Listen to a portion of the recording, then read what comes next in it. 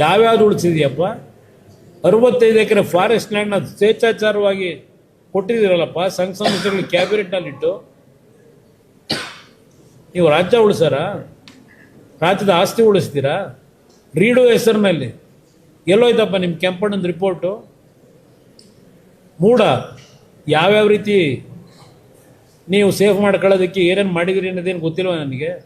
ನಾನು ಅಧಿಕಾರದಲ್ಲಿದ್ದಾಗಲೂ ಎಂದೂ ಸಹ ನನ್ನ ಅಧಿಕಾರ ದುರುಪಯೋಗ ಪಡಿಸ್ಕೊಳ್ಳಲಿಲ್ಲ. ACB ರಚನೆ ಮಾಡಿದ್ರಿ ಸಿದ್ದರಾಮಯ್ಯನವರೇ. ACB ರಚನೆ ಮಾಡಿ ಎಷ್ಟೆಷ್ಟು ಕೇಸ್ ಮುಚ್ಚಾಕೊಂಡ್ರಿ?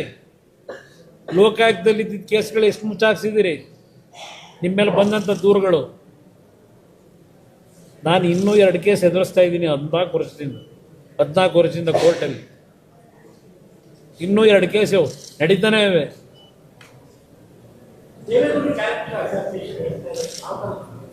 ಅವರ ಒಂದು ಏನು ನಡೆದಿದೆ ಫ್ಯಾಮಿಲಿನಲ್ಲಿ ಅದು ಪ್ರತಿನಿತ್ಯ ಯಾವ ರೀತಿ ಪ್ರಚಾರನೂ ಕೊಟ್ಕೊತಾರೆ. ದೇವೇಗೌಡರನ್ನ ಈ ವಯಸ್ಸಿನಲ್ಲಿ ಕುಗ್ಗಿಸ್ಬೇಕಲ್ಲ, ಇದಕ್ಕೆ ಇವತ್ತು ಇದೆಲ್ಲ ಒಂದು ಹುನ್ನಾರ ನಡೆಸ್ಕೊಂಡು ಹೊರಟಿದ್ದಾರೆ.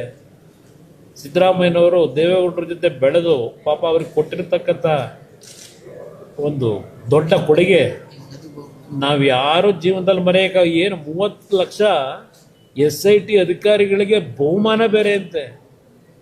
ಬಹುಮಾನ ಬೇರೆ ಇತಿಹಾಸದಲ್ಲಿ ಯಾರು? ನಾನು ವೀರಪ್ಪನಿಗೆ ಕೊಟ್ಟಿದ್ದೊಂದು ನೋಡಿದ್ದೆ. ವೀರಪ್ಪನದು ಇದರಲ್ಲಿ ಕೆಲಸ ಮಾಡಿದಂಥ ಅಧಿಕಾರಿಗಳಿಗೆ. ಅದು ಬಿಟ್ಟರೆ ನೆಕ್ಸ್ಟ್ ಇಲ್ಲೇ ಕೊಟ್ಟಿರೋದು 30 ಲಕ್ಷ ರೂಪಾಯಿ ಇದಂತೆ ಬಹುಮಾನ SIT ಅವರಿಗೆ.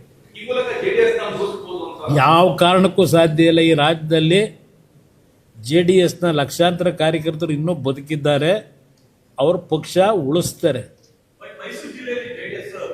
ಮೈಸೂರು ಜಿಲ್ಲೆನಲ್ಲಿ ಮುಂದಿನ ಚುನಾವಣೆ JDS BJP ಎರಡೂ ಪಕ್ಷಗಳು ಜೊತೆಗೂಡಿ 11 ಸೀಟ್ ಏನಿದೆ ಮೈಸೂರಿನಲ್ಲಿ 11 ಸೀಟ್ನು ಗೆದ್ದರೂ ಆಶ್ಚರ್ಯಪಡಬೇಡಿ.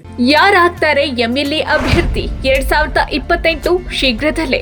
ಪ್ರತಿದಿನ ಒಂದೊಂದು ಕ್ಷೇತ್ರದ ಟಿಕೆಟ್ ಆಕಾಂಕ್ಷಿಗಳ ಸಂಪೂರ್ಣ ಮಾಹಿತಿ ಪೊಲಿಟಿಕಲ್ ಜರ್ನಲಿಸ್ಟ್ KM ಶಿವಕುಮಾರ್ ಅವರಿಂದ. ಕರ್ನಾಟಕದ ನಂಬರ್ 1 ಡಿಜಿಟಲ್ ಮೀಡಿಯಾ ನಿಮ್ಮ ನೆಚ್ಚಿನ ಕರ್ನಾಟಕ ಟಿವಿಯಲ್ಲಿ ಮಾತ್ರ.